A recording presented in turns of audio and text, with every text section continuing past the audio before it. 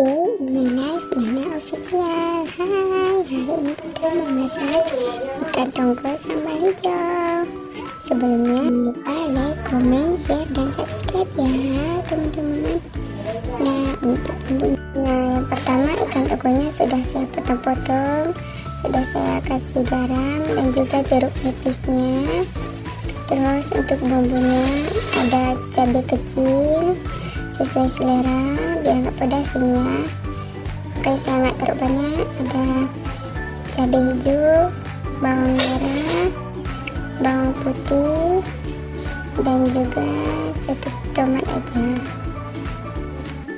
Oke, yang pertama bumbunya kita rebus dulu biar nggak bau amis. Terus ini sudah siap direbus, langsung kita blender aja ya. Kalau misalnya nggak mau direbus terus digoreng boleh juga, tapi untuk saya pribadi lebih segar direbus ya daripada digoreng.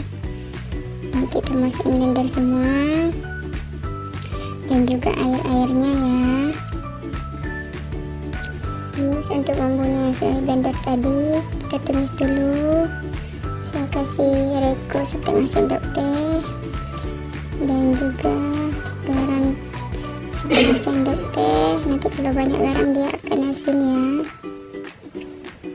Lanjut, kalau udah matang bumbunya langsung kita masukin ikan tongkolnya yang sudah digoreng ya.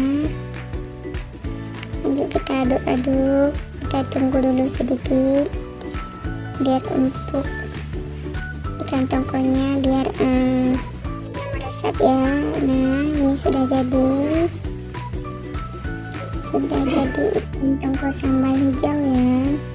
Ya, mudah-mudahan mau menu apa lagi teman komen di bawah ya. Bye bye.